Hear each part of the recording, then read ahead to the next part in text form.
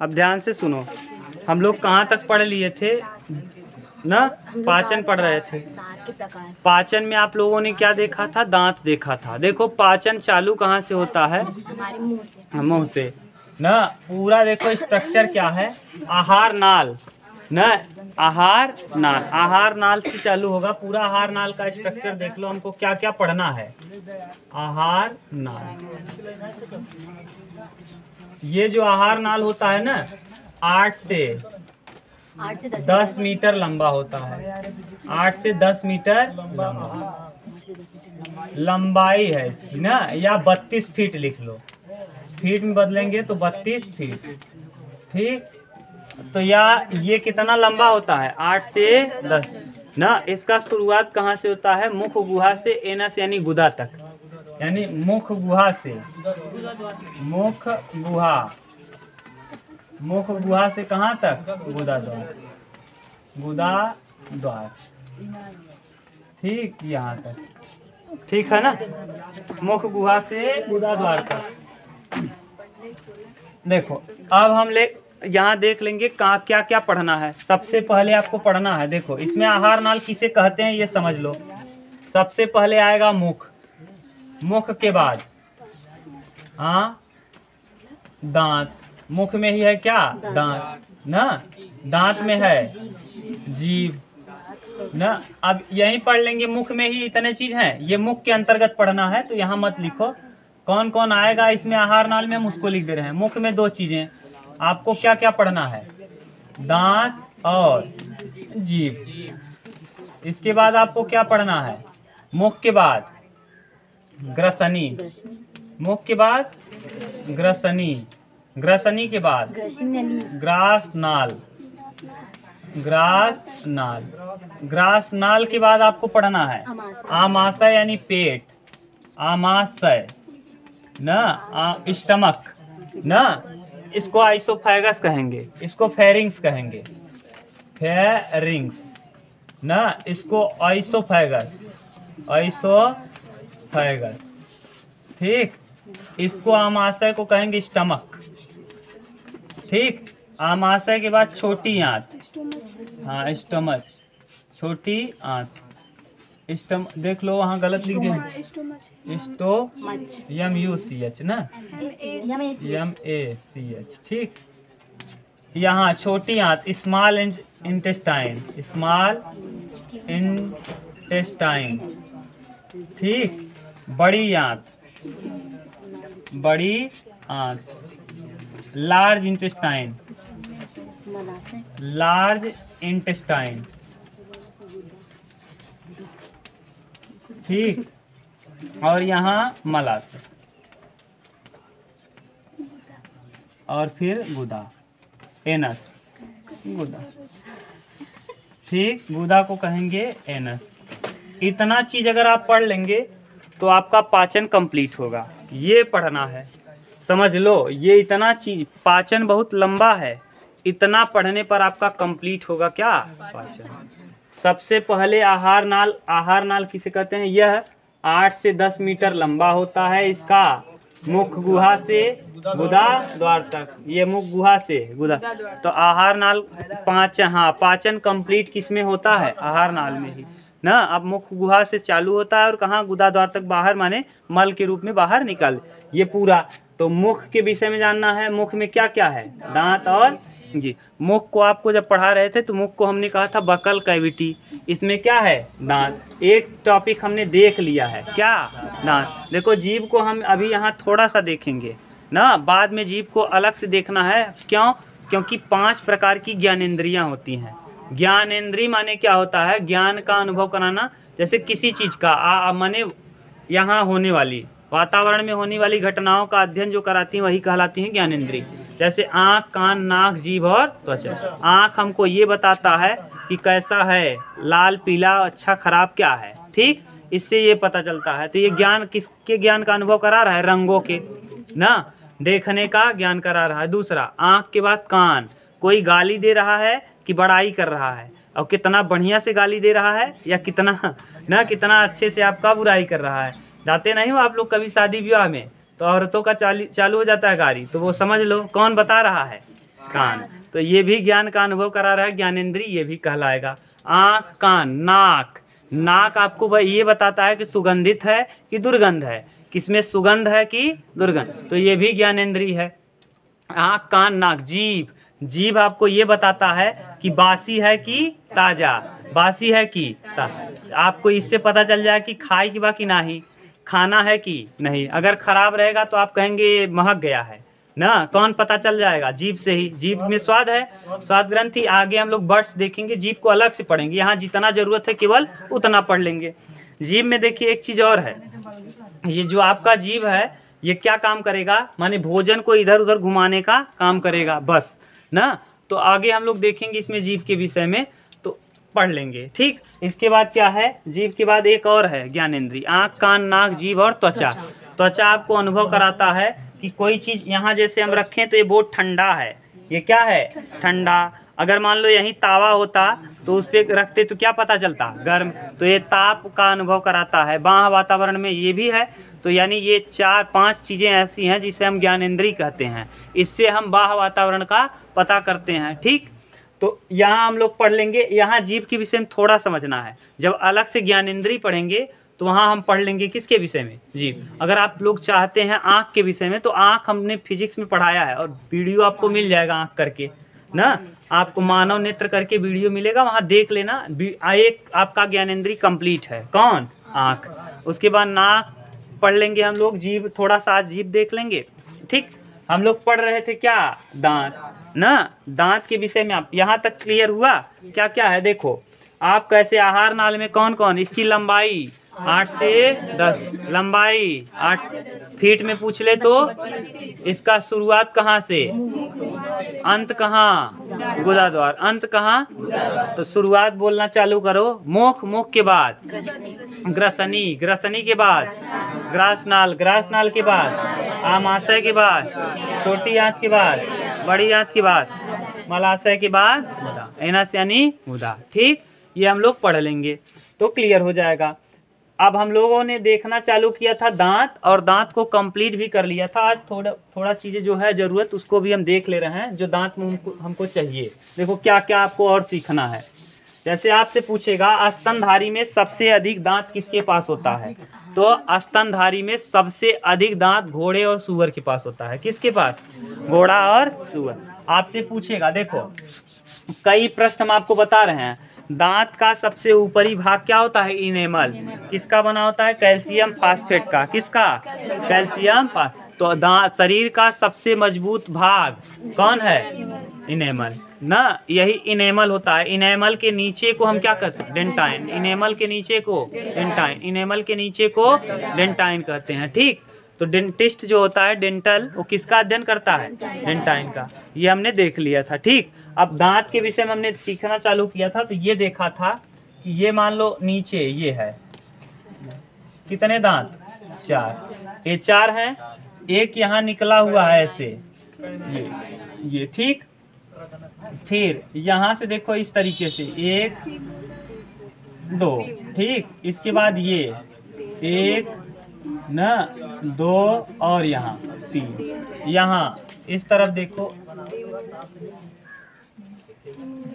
ठीक। ये वाला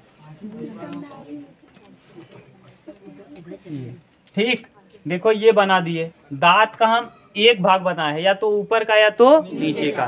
देखिए ध्यान से सुनिए, इसमें कुछ चीजें आज हम लोग और सीख लेते हैं। देखिए ये वाला जो दांत है, ये इसे नोज टीथ कहते हैं। कौन सा टीथ, नाक के सामने ये वाला जो चारों दांत है, इन चारों दांत को हम कहते हैं नोज टीथ। नाक से इसे खींचते आओ, किसते आ रहा है, यही इन चारों पे आ रहा है, तो कौन सा टीथ हुआ, नोज टीथ। कौन सा टीथ, नोज टीथ। तो नोज टीथ किसे कहते हैं, इसे क्या कहते हो, इंसीजर। क्या कहते हो, इंसीजर। ये वाला कैनाइन। तो पहले आप लोग देखो, incisor, incisor, canine, canine, premolar, premolar, और एक मोलर, प्रीमोलर और एक मोलर, ठीक। ये चारों हैं। तो ये इंसीजर को हम कहते हैं कृंतक, कृंतक, दूसरे को रदनक, तीसरे को अग्रचवर्णक, अग्रचवर्णक, और फिर चवर्णक, अग्र चवर्णक के बाद चवर्णक ना। अब देखिए ये जो इंसीजर है इसे हम लोग नोज टिथ कहते हैं। कौन सा टिथ? Knows teeth. और ये नोज माने नाक के जस्ट सामने, नाक से आप खींचना चालू करो, ये चारों दांत किसके अंतर्गत आ जाएंगे? नाक के। इसके बाद ये जो है आई टिथ, इसे आँख वाला, ये देखो यहाँ से ऐसे खींचना चालू करेंगे तो यहाँ आएगा, इसे हम क्या कहेंगे? आई टिथ, यानी EYE, आई यानी आँख वाला, आई टिथ। इन दोनों को हम कहते हैं आई टिथ। कौन सा टिथ? आई। इसके बाद ये जो है गाल वाला, चेक टिथ। कौन सा? ये प्री मोलर को हम कहते हैं चेक, यानी गाल वाला टिथ ना। ये गाल के पास है इसलिए इसको क्या कहोगे? Cheek teeth. ठीक। और इसे कहते हैं जो 3 है इसे विजडम टिथ, बुद्धि वाला दांत, क्योंकि मेन जो लास्ट में आता है इसे हम क्या कहते हैं? विजडम, यानी बुद्धि टिथ वाला। तो इसे हम क्या कहेंगे? प्री मोलर को चेक टिथ ना। और ये वाला जो है विजडम, ये क्या कहलाएगा? विजडम। इतना चीज हुआ। अब आपसे पूछा जाएगा स्तनधारियों में सबसे अधिक दांत किसके पास होता है? सुअर और घोड़ा। किसके पास? तो सुअर और घोड़ा, इन दोनों के पास 44 दांत होता है। सुअर और घोड़ा के पास कितना? तो ये स्तनधारियों में सबसे अधिक दांत किसके पास होता है? सुअर और घोड़ा। मच्छर के पास 47 दांत। कितना? मच्छर के पास कितने दांत होते हैं? 47। समझ गए? तो अब आपसे पूछेगा, ध्यान से सुनो। देखो स्तनधारियों में सबसे अधिक दांत किसके पास? सुअर और घोड़ा के पास। सुअर और अगर पूछ ले आपसे मच्छर के पास कितने दांत? 47 दांत। मच्छर के पास इतना छोटा फिर भी कितने दांत? 47। मच्छर के पास 47 दांत। ठीक। अब मच्छर के बाद अब देख लो ये छोटी छोटी। अब देखो हमने ये भी बताया था, ये चारों के, ये देखो ये वाला, ये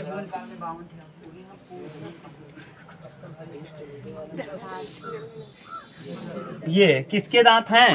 हाथी के। ये किसके हैं? हाथी। तो हाथी के कौन से दांत होते हैं? ये इंसीजर की कैनाइन, इंसीजर। तो हाथी के 2 बगल वाले जो दांत होते हैं, किसके बगल?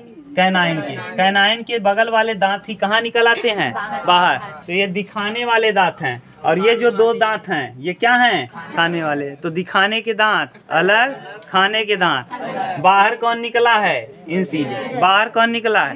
कैनाइन के बगल वाला जो इंसीजर है वही कहाँ आ जाता है? बाहर, जिसे हम लोग कहते हैं हाथी का बाहर वाला दांत। ठीक। क्लियर हुआ? अब आपको क्लियर भी रहेगा कौन निकला है बाहर ना, इस फिगर से आपको क्लियर हो जाएगा। अब आपको एक चीज और बताए थे कि बच्चों में और वृद्ध में, तो बच्चों में देखो क्या क्या होता है? ये चारों होता है। हाँ। दूध के दांत कितने? 20 दांत आता है और 20 दांत फिर से आता है दोबारा।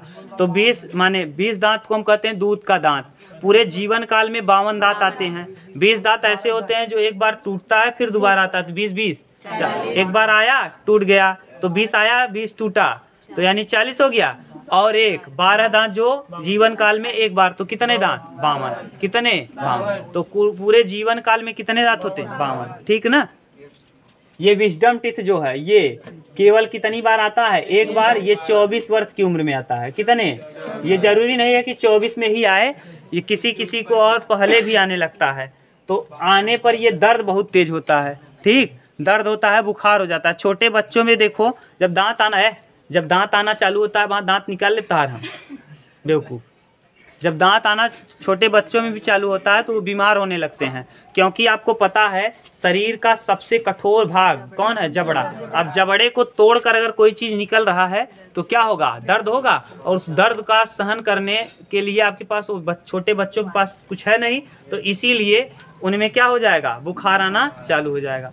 ठीक। तो यहाँ देख लीजिए 24 वर्ष। ये वाला जो दोनों दांत है आता है, ये दोनों दांत बच्चों में नहीं आता, ये दोनों दांत बच्चों में नहीं आता।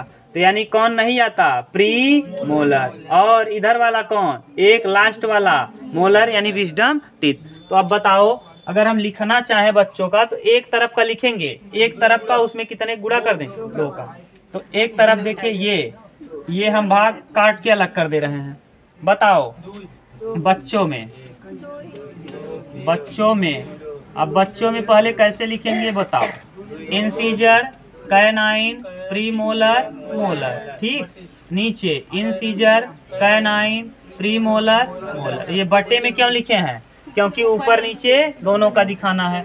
तो इंसीजर कितने होंगे? 2। इंसीजर 4 हैं लेकिन एक तरफ का ले रहे हैं तो दोनों रहेगा बच्चों में। कैनाइन, कैनाइन भी आता है। प्रीमोलर, प्रीमोलर नहीं आता बच्चों में, 0। दोनों में से दोनों नहीं आते। और ये मोलर 3 होते हैं जिनमें बच्चों में कितने आते हैं? और नीचे 2 1 0, इसमें कितने का गुणा कर दें? 2 का। तो 2 1 3 2 5 और नीचे 5 5 5 10 दूना, तो कितने दांत होंगे? 20 दांत। इसे कहते हैं दूध के दांत। इसे डाइफियोडोंट कहते हैं क्योंकि ये दोबारा आएगा। जो दोबारा आएगा उसे डाइफियोडोंट, और जो केवल एक बार आएगा उसे मोनोफियोडोंट। उसे क्या कहेंगे? मोनोफियोडोंट। ठीक, ये तो हो गया किस में? बच्चों। अब देख लो वयस्क में। वयस्क ना, हम लोगों में 32 कैसे होता है? वयस्क में बताओ, ये दोनों होंगे? हाँ, इंसीजर दोनों होगा, कैनाइन होगा, प्रीमोलर भी होगा और मोलर तीनों होगा, नीचे भी 2 1 2 3 और इनटू कितना? 3 2 5 1 6 और 2 8 8 नीचे 8 ऊपर 8 8 16 दूना। तो अब समझ में आया? ये दांत के विषय में इतना पढ़ा दिए थे। अगर आप पूरा डिटेल देखना चाहते हैं तो क्या करें? पिछले वीडियो को फिर से रिपीट करके देख लीजिए। ठीक, अच्छे से जानना चाहते हैं इसका काम क्या होता है, क्या क्या कैसे है, तो पीछे जाके देखिए। अब हम लोगों को देखना है क्या? ये कंप्लीट हुआ।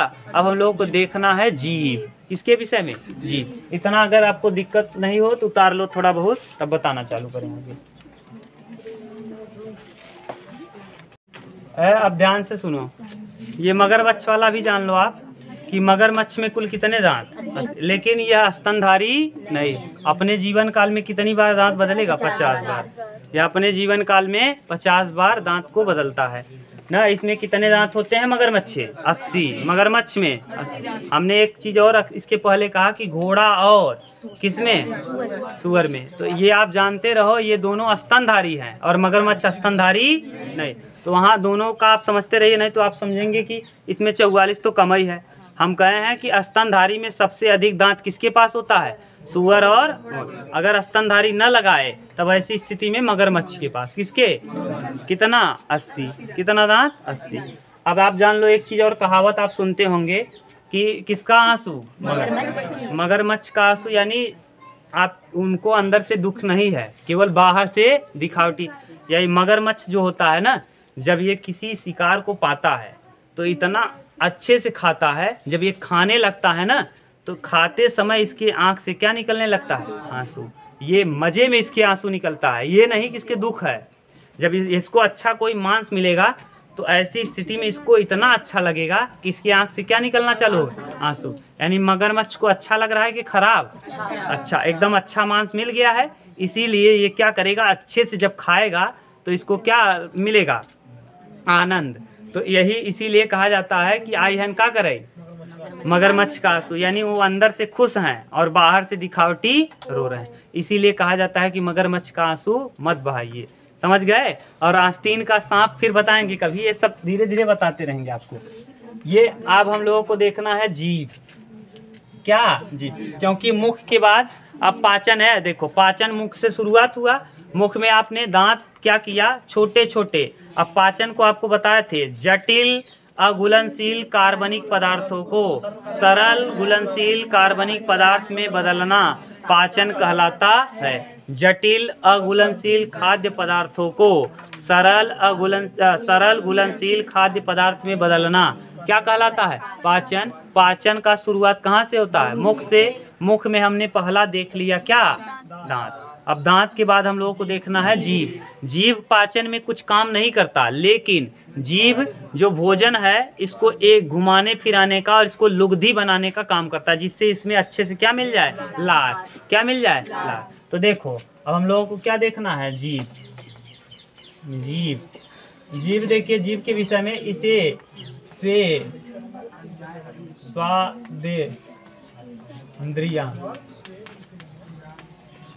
स्वादेंद्री भी कहते हैं। क्या कहते हैं? स्वादेंद्री।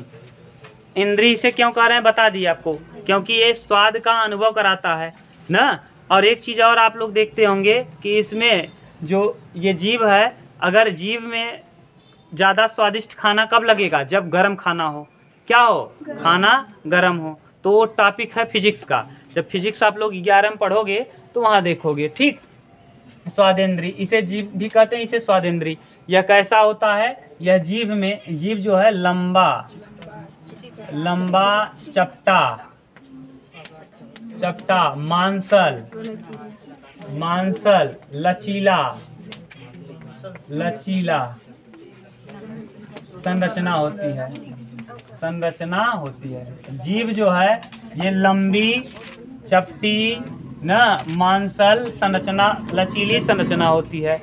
यह जो जीभ है ना, आप देखो जीभ तो पूरा अंदर तक है नहीं, तो जीभ जो है ये फ्रेनुलम से जुड़ा होता है। किससे? अंदर कहीं न कहीं जुड़ा होगा। तो किससे जुड़ा रहता है? ये जीभ जो जुड़ा है ये फ्रेनुलम से जुड़ा है। ये किससे जुड़ा रहता है? फ्रेनुलम। तो जीभ जो है ये फ्रेनुलम से जुड़ा होता है। जब कभी आप पोस्टमार्टम करते हैं ना, मान लो कोई जहर खा लिया, तो ऐसी स्थिति में पोस्टमार्टम जब पेट में गया है तो उसका पोस्टमार्टम किया जाता है, तो यहाँ से पूरा चीड़ा लगाया जाता है। ये पूरा फाड़ के ये फ्रेनुलम को हटा दिया जाता है यहाँ तक। यानी ये फ्रेनुलम माने जीभ को भी क्या कर दिया है? अलग, और फिर निकाला जाता है। पूरा का पूरा निकाल लिया जाएगा तो आपको मिलेगा सबसे लंबा। आप देखते होंगे कहीं बकरा वकरा कटे तो वहाँ देखते होंगे पूरा आहार नाल ही क्या होता है? निकाल लिया जाता है। पतला सा जो रस्सी नुमा दिखता है ना, जो रस्सी नुमा दिखता है यही होता है छोटा आंत। क्या होता है? छोटी आंत। जो बहुत पतली रस्सी दिखती है, आहार नाल तो कंप्लीट है ना, यहाँ जीभ से लेके यानी मुख से लेके पूरा एनस तक का, लेकिन जो पतला पतला रस्सी दिखता है वो क्या है? छोटी। और जहाँ कबार पड़ा रहता है उसी को कहते हैं बड़ी आंत। कहाँ? बड़ी आंत में जाके पड़ा रहता है। आमाशय में भी रहता है। तो आप देखेंगे जो पतला रस्सी नुमा है वही क्या है? वो क्या कहता है? लादी पचौनी है ना, लादी और पचौनी। ठीक, तो ये फ्रेनुलम है। तो जीभ जो है ये किससे जुड़ा होता है? जीभ को हम स्वादेंद्री भी कहते हैं। यह लंबा चपटा मांसल लचीली संरचना होती है। इसमें से श्लेष्म निकलता है। श्लेष्म, इसके श्लेष्म से श्लेष्म ग्रंथि होती है, जहाँ से क्या निकलता है? श्लेष्म। जिस वजह से जीभ हमेशा क्या होता है? जीभ हमेशा गीला रहता है ना, श्लेष्मिका निकलती है ना, श्लेष्म निकलता है या श्लेष्मिका, जिस वजह से जीभ हमेशा क्या रहता है? गीला। एक चीज और जान लो, जब आप क्या रहोगे? सोते रहोगे तो श्लेष्म से श्लेष्मिका माने श्लेष्म से श्लेष्मिका नहीं निकलेगी। और अगर नहीं निकलेगी तो ऐसी स्थिति में माने ये गीला तो रहेगा लेकिन उतनी मात्रा में नहीं निकलेगा। और जब नहीं निकलेगा इसका मतलब लार नहीं निकल रहा है। सोते समय लार निकलेगा? अगर सोते समय निकलता है किसी लड़के को तो चुई जाता बगलियाँ ऐसे पूरा लगा रहता। सवेरे देखो वाइट कलर का ना बगलियाँ ऐसे निकला रहता है। कभी कभी बड़े लोगों में भी निकल आता है ऐसे। यहाँ सवेरे उठते यहाँ निशान बना रहता उज्जर ना, देखा मतलब उनका लार का हो गया चुई। तो यही अगर लार निकलता रहेगा, ध्यान सुनो, अगर लार आपका निकलता रहेगा तो ऐसी स्थिति में आपके जीभ में, आपके दांत में वो नहीं होगा, रीठी नहीं बैठेगी। यानी अब सोचो पूरा दिन भर गंदा होता है दांत? नहीं, लेकिन रात आप जब सोते हैं तभी ये गंदा होता है। पूरा दिन क्यों नहीं गंदा होता? क्योंकि आपका लार पूरे दिन भर क्या हो रहा है? निकल रहा है। दिन भर में लार 1 से 1.5 लीटर निकल जाता है। अभी लार पढ़ेंगे देखेंगे, यहाँ श्लेष्मिका निकलता है। ठीक, और जीभ में कितने प्रकार के बट? अब जीभ के 4 माने जीभ के 4 भाग होंगे। कितने भाग? स्वाद के आधार पे जीभ को हम कितने भाग में बांटेंगे? 4 भाग में। यानी स्वाद के आधार पर जिह्वा को हम कितने भाग में? जिह्वा को कितने भाग में बांटेंगे? 4। इसे जिह्वा कहेंगे। जिह्वा ना, ये यहाँ लगा रहेगा इसे ना, जिह्वा यानी जीभ। ठीक, जिह्वा। तो ये कितने भाग में बांटेंगे? 4। देखो अब कौन कौन कैसे होगा ये देखो। मान लो ये जीभ है, ये आपका जीभ है। ये पीछे जो जुड़ा है ये पीछे किससे जुड़ा है? फ्रेनुलम से। ये पीछे किससे जुड़ा है? फ्रेनुलम से। ये वाला एरिया और ये वाला एरिया, ये ना आगे वाला मीठा और पीछे वाला कड़वा, ये किसका अनुभव कराएगा? कड़वा।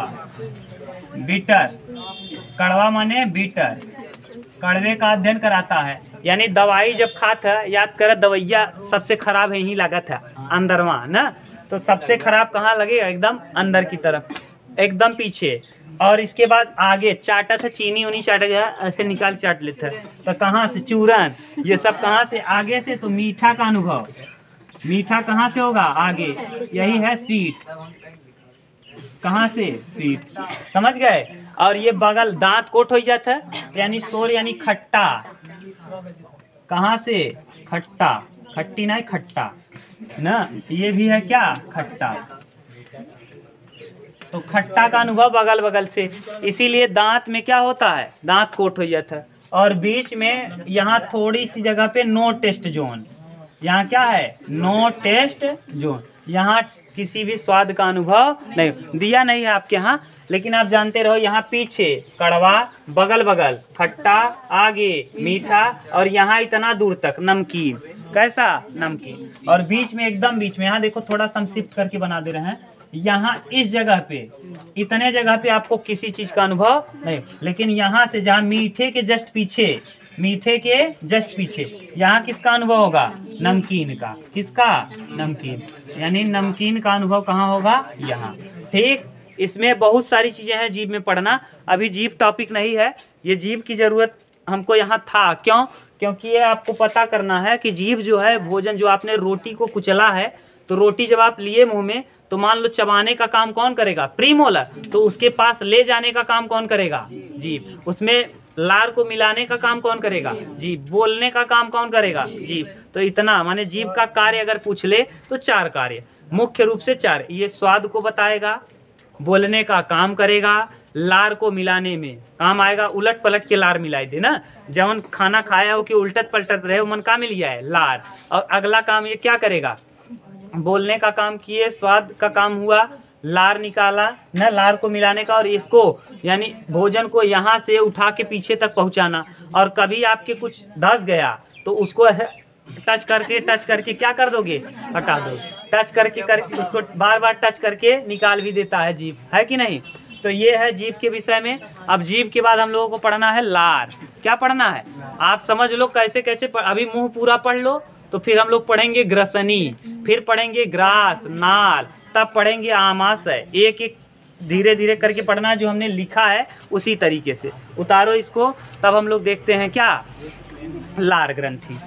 हाँ चलो है, अब शांत रहो। हो गया? मुख हो गया। मुख में आपने देख लिया, बकल कैविटी कहते हैं, मुख गुहा। मुख में आपने किसी चीज़ को तोड़ के लिया, फिर उसको दांत ने क्या किया? माने कूचना, फोड़ना या फिर काटना चालू किया। काटने का काम इंसीजर किया, फोड़ने तोड़ने का काम कैनाइन ने किया, चबाने का काम प्रीमोलर और मोलर। तो चबाने वाला काम हुआ कंप्लीट। जीभ इधर उधर उसको ले गया, मान लो आगे ले जाना है, आगे लिया, पीछे ले जाना है, पीछे। जीभ के बाद अब उसमें क्या मिलेगा? लार। जीभ घुमाए फिराएगा उसको, तो उसमें क्या मिलेगा? लार। तो लार ग्रंथि। अब हमको क्या पढ़ना है? लार ग्रंथि। ठीक, लार ग्रंथि। देखो पहले आप समझ लो ग्रंथि किसे कहते हैं ना, ग्लैंड यानी ग्रंथि। थोड़ा सा समझ लो, ग्रंथि चैप्टर अलग है, लेकिन अभी यहाँ थोड़ा सा समझ लो ग्रंथि किसे कहते हैं। ग्रंथि माने थैला। ग्रंथि माने का? थैला। ऐसा थैला जिसमें एंजाइम या हार्मोन हो। क्या हो? एंजाइम या हार्मोन। एंजाइम या क्या हो? हार्मोन। तो अब समझ लो, ऐसा थैला जिसमें एंजाइम या क्या हो? हम ग्रंथि उसे कहते हैं जो या तो एंजाइम को धारण करता है या तो ग्रंथि किसे कहते हैं? जो या तो एंजाइम को रखेगा या तो उसे हम क्या कहते हैं? ग्रंथि। क्या कहेंगे?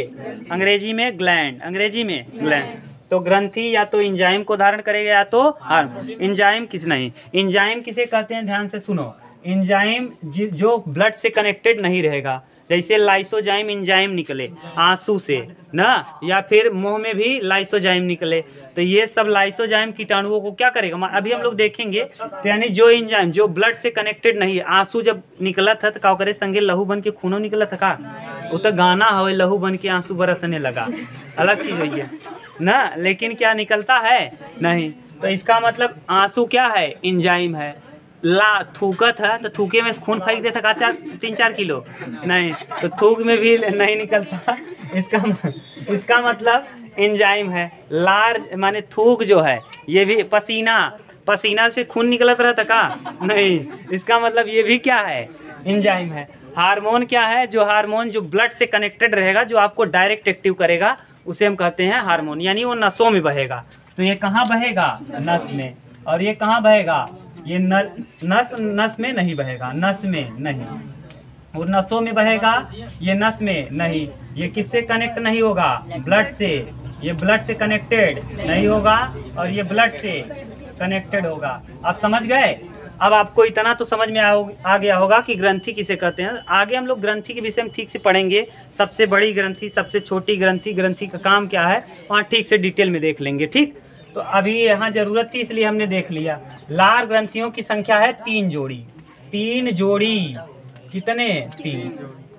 लार ग्रंथियाँ कितनी हैं, 3। अभी 3 देखेंगे, तीनों के नाम देखो। एक का नाम है पैरोटिड, यहाँ दिख रहा है, देखो पैरोटिड, पैरोटिड। दूसरे का नाम है सब मैक्सिलरी, सब मैक्सिलर। और फिर एक और है, देखो यहाँ अलग से दिया है, किसी किसी की किताब में जो आप लोग नोट्स लिए हो ना, उसमें दिया होगा पैरोटिड, सब मैंडिबुलर, सब लिंगुअल, जो कि उनका, हाँ, जो नोट्स आप लोग लिए हो ना, हाँ, फालतू वाला नोट्स, ठीक, उसमें गलत दिया है। तो अब हम किसी का नाम नहीं लेंगे, आप समझते हो किसका नोट्स लिए हो, वहाँ पूरा गलत है। सब मैंडिबुलर, सब लिंगुअल सेम है, वही है, जबकि उसमें गलत दिया है। किताब में देखो सही दिया है, पहले का नाम दिया होगा पैरोटिड, दूसरे का नाम दिया होगा सब देखो वहाँ दिया होगा सब मैक्सिलरी। मैक्सिलरी देखो, इसका फुल सही लिखे हैं क्या, गलत, या मैक्सिलरी, मैक्सिलरी ये है, देखो अब सही है, सब मैक्सिलरी। अब सब मैंडिबुलर, सब लिंगुअल, हाँ उसी का नाम है लिंगुअल ना। इसे हिंदी में कहेंगे कर्ण पूर्व ना, कर्ण, कर्ण पूर्व, देखो कर्ण पूर्व दिया है ना। आगे इसका नाम अधो, अधोहनु, अधोहनु, इसे अधोमुख, अधो जिह्वा या अधोमुख, अधो जिह्वा। ठीक, अब देखो है, अब पूछेगा आपसे लार ग्रंथियों की संख्या 3, लार ग्रंथियों की संख्या 3, कौन कौन, पैरोटिड, सब मैक्सिलरी और सब लिंगुअल, पैरोटिड, सब मैक्सिलरी और सब लिंगुअल, पैरोटिड, सब मैक्सिलरी और सब लिंगुअल। पैरोटिड सबसे बड़ी ग्रंथि है। लार ग्रंथियों में सबसे बड़ी ग्रंथि कौन है, पैरोटिड। लार ग्रंथि में सबसे बड़ी ग्रंथि पैरोटिड, ये सबसे बड़ी ग्रंथि है। इन लार ग्रंथियों में सबसे बड़ी ग्रंथि पैरोटिड, कौन, पैरोटिड। यहाँ ना ये कहाँ पाया जाता है, देखो कर्ण के पास, यानी कर्ण पूर्व, कान से थोड़ा सा पूर्व में, यहाँ ये इस जगह पे, कान के पूर्व, यानी कान के पूरब में। तो कान के पूर्व में कौन पाया जाएगा, पैरोटिड। कौन, ये पैरोटिड जो होता है ना, इसी में कभी कभी ये एक बीमारी होती है, ये सूज जाता है एक तरफ, जेके कहते हैं मम्स, यानी गलसुआ, क्या कहते हैं, मम्स। इसी के सूजन से इसमें क्या आ जाता है, सूजन। जब सूजन आता है तो एक बीमारी होती है जिसे मम्स, मम्स ना, मम्स कहते हैं ना, ये मम्स है। मम्स यानी इसे कहते हैं गलसुआ। क्या, गलसुआ माने गाल का सूजन हो गया, गलसुआ, गलसुआ। और एक चीज जान लो, ये बहुत बड़ी बीमारी नहीं है। गलसुआ ना आसानी से अगर कपड़े से आप सेक दोगे तो इसके कीटाणु बहुत बेचारे कमज़ोर होते हैं। गरम ही जैसे ही आपने सेका गरम चीज़ से, क्या होंगे, मर जाएंगे, ये सही हो जाएगा। यानी क्या होता है पैरोटिड में, पैरोटिड 3 जोड़ी होता है। कितने जोड़ी, 3 जोड़ी इस तरफ, 3 माने 3 जोड़ी। पैरोटिड ग्रंथि कितनी, 3। इसमें देखिए एक चीज़ जानते रहो कि ये पैरोटिड जो है, यही ग्रंथि सांप में जहर का काम करता है। सांप में जहर का काम कौन करेगा, पैरोटिड, यानी सांप में जहर का काम। हाँ, सांप में जहर। अब सांप में जहर का काम कौन करता है, पैरोटिड। अब ध्यान से सुनो, पैरोटिड ही सांप में किसका काम करता है, जहर। और जहर सांप का 2 प्रकार का होता है ना, हाँ, एक हीमोटॉक्सिक और एक न्यूरोटॉक्सिक। एक को कहेंगे हीमोटॉक्सिक, हीमोटॉक्सिक, और एक को कहेंगे न्यूरोटॉक्सिक, न्यूरोटॉक्सिक ना। ज्यादातर सांप वाले कौन होंगे, और कम ज्यादा बहुत कम मिलता है न्यूरो। हीमोटॉक्सिक माने ब्लड को दही बना देगा, ब्लड को क्या कर देगा, दही का थक्का। जैसे ब्लड अगर हाँ, जो सांप कैसा रहेगा, हीमोटॉक्सिक। हीमो माने हीमोग्लोबिन, खून जो होता है, खून का लाल रंग जो होता है हीमोग्लोबिन की वजह से, इसीलिए यहाँ लगा है हीमो। क्या लगा है, हीमो। तो टॉक्सिक माने जहर। तो आपके अगर हीमो यानी लाल वाले भाग में अगर ये जहर मिल गया तो इसी को कहते हैं हीमोटॉक्सिक। जिस सांप के काटने पर आपका ब्लड का थक्का बनने लगे तो समझ जाइए वो कैसा है, हीमोटॉक्सिक। वो सांप कैसा है। तो ज़्यादातर सांप कैसे होते हैं, हीमोटॉक्सिक। कैसे होते हैं, हीमोटॉक्सिक। लेकिन सांप के काटने से ज़्यादातर आपके भारत में 3 या 4 सांप जहरीले हैं। एक करैत है, एक किंग कोबरा है, और एक आध 2 और हैं ना। लेकिन बहुत ज़्यादा सांप जहरीले नहीं। ज़्यादातर आदमी किससे मर जाता है, हार्ट अटैक से ना। सांप उसको काटा, वो डर गया कि सांप काट लिया। जो रक्त है, ये रक्त डायरेक्ट कहाँ कनेक्ट हो गया, आपके हार्ट से, और हदस हुआ, आदमी क्या हो जाता है, मर जाता है। तो ज़्यादातर लोग किससे मर जाते हैं, हदस से। अगर किसी को सांप काटे तो आप कह दीजिए आपको डेढ़हा ने काटा है। क्या काट लिया है, डेढ़हा। माठा उठा पियाई दोनों है, झूठ है ना। और नीमक पाती अगर खियाया तब गड़बड़ाई जाए, तब उसको डर लगने लगेगा ना। और जल्दी से जल्दी झाड़ फूक के चक्कर में नहीं पड़ना है। जल्दी से जल्दी कहाँ पहुँचना है, डॉक्टर के पास। जितना जल्दी हो सके मेडिकल पे जाबे। बच्ची क्या कहाँ से आई जाती थी, मेडिकल पे ले जाबे। मादरे उन्हें मारे की जान से की दवाई ना। तो क्या डायरेक्ट माने 1 घंटे के अंदर अगर पहुँच गए। और देखिए जैसे ही आप जाएंगे ना, डॉक्टर कुछ करे या ना करे, पहले पानी चढ़ाना चालू करता है। क्यों, उसको पता है जो ज़्यादातर सांप होते हैं कैसे होते हैं, हीमोटॉक्सिक। यानी आपके ब्लड को क्या बना रहा है, वो थक्का दही बना रहा है। अगर वो दही बन गया, थक्का बन गया, तो ब्लड पूरे शरीर में दौड़ पाएगा, नहीं दौड़ पाएगा तो ब्लॉक हो जाएगा, आदमी को हार्ट अटैक होगा, मर जाएगा। और अगर पानी चढ़ाई दें तो पतील हो जाए का, जैसे नमक ज़्यादा हो गया कि हम दाली में, तो क्या करे, गर्म करके पानी डाल दे तो क्या हो जाएगा, नमक सही हो जाएगा। तो बस ऐसे ही अगर बार आप पानी चढ़ा दोगे तो पानी चढ़ाना चालू कर देगा डॉक्टर। तो इससे क्या होगा, जो आपका हीमोटॉक्सिक है यानी जो जहर है, वो जहर का मात्रा डाइल्यूट हो जाएगा, यानी कम हो जाएगा, पंचुच्चुर हो जाएगा। तो ऐसी स्थिति में उसके व्यक्ति के मरने का चांस खत्म हो जाएगा। तो डॉक्टर के पास तुरंत मिलिए, झाड़ फूक के चक्कर में मत पड़िए ना। और दूसरा आया न्यूरोटॉक्सिक। न्यूरोटॉक्सिक आपका न्यूरॉन होता है, ब्रेन में तंत्रिका तंत्र होता है। और अगर तंत्रिका तंत्र को जो डैमेज करने वाला सांप है, अगर वो डैमेज किया तो फिर डॉक्टर जल्दी बचा नहीं, वो उसमें डायरेक्ट दवा ही देते हैं। अगर दवा काम कर गया तो ठीक है, नहीं तो बचता नहीं आदमी। देखो करैत जो है, अगर वो काट लिया तो ज़्यादातर आदमी क्या होते हैं, मर ही जाते हैं। क्यों, क्योंकि वो किस पे अटैक कर दिया, ब्रेन पर। तो ब्रेन वाला थोड़ा सा खतरनाक होता है, लेकिन बच जाते हैं उसमें भी। अगर टाइम 1 घंटे के अंदर आप पहुंच गए, कितना भी जहरीला सांप काट ले आपको, अगर आप डॉक्टर के पास 1 घंटे में पहुंच गए तो आप सही हो जाएंगे। 3 घंटे तक वो कवर कर लेगा। और अगर 1 घंटे से ज़्यादा लेट हो गया तो आप फिर नहीं बच पाओगे। अगर जहरीला सांप काटा है तो डायरेक्ट आप क्या करिए, और अगर जहाँ काटे, ध्यान से सुनो, जहाँ काटे हीरो की दैया मत जाया कि हीरो की दैया पहुँची मुँह से खून खींच के गया, अरे बाप रे हीरोइन के, है ना, अब न जाब, वो तो जा ही रहा है, आप भी मरोगे ना। ब्लड से कनेक्ट नहीं है, फिर भी आपकी अंदर जहर पेट में तो जाएगा ही। HCl निष्क्रिय कर देगा, अलग चीज़ है, लेकिन निकालने का प्रयास नहीं करना चाहिए। क्या करना चाहिए, किसी चीज़ से काट दो ना, थोड़ा सा पत्ती उत्ती लेके चीर दो, जिससे ब्लड जो ऊपर जा रहा है वो कहाँ आ जाए, नीचे तेजी से आना चालू हो जाए। और बांध दो, ऊपर की तरफ बांध दो। ठीक, जैसे बांधने से ऊपर जाने का जहर चांस कम हो जाता है। ठीक, इस तरीके से आप इसको क्या कर सकते हो, कंट्रोल। ये है पैरोटिड। अब पैरोटिड के विषय में आपको समझ गए होंगे। पैरोटिड से अब देखिए, इसमें लार ग्रंथियां, इसमें से लार एंजाइम निकलता है। इन ग्रंथियों में से क्या निकलता है, एंजाइम। कितने प्रकार का, 4। कितने प्रकार का, 4। ये चारों एंजाइम का नाम देखो। एक का नाम है लाइसोजाइम, डाइस्टेज म्यूलिन, लाइसोजाइम टाइलिन, डाइस्टेज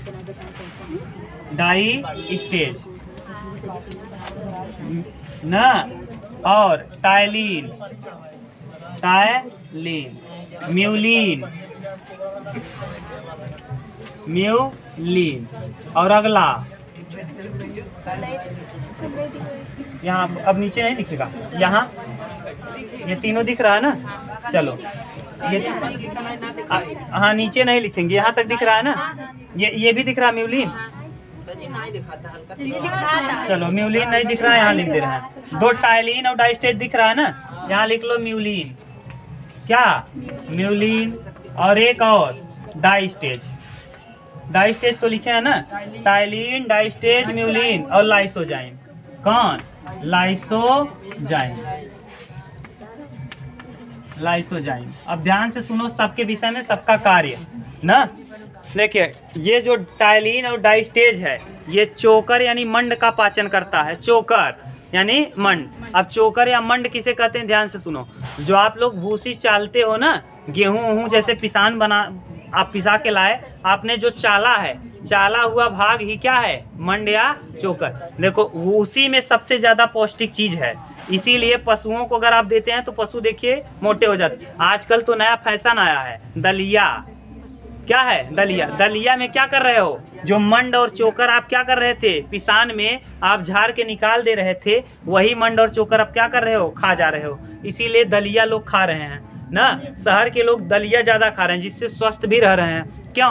क्योंकि मंड या चोकर आपके शरीर के लिए बहुत लाभदायक है ना। लेकिन हम लोग करते क्या हैं, आटा में चालते समय क्या कर देते हैं, निकाल के फेंक देते हैं या पशुओं को खिला देते हैं। तो ये डाइस्टेज और टाइलिन ये किसका पाचन करता है, मंड या चोकर का, यानी मंड, मंड या चोकर, मंड या किसका पाचन करेगा, चोकर।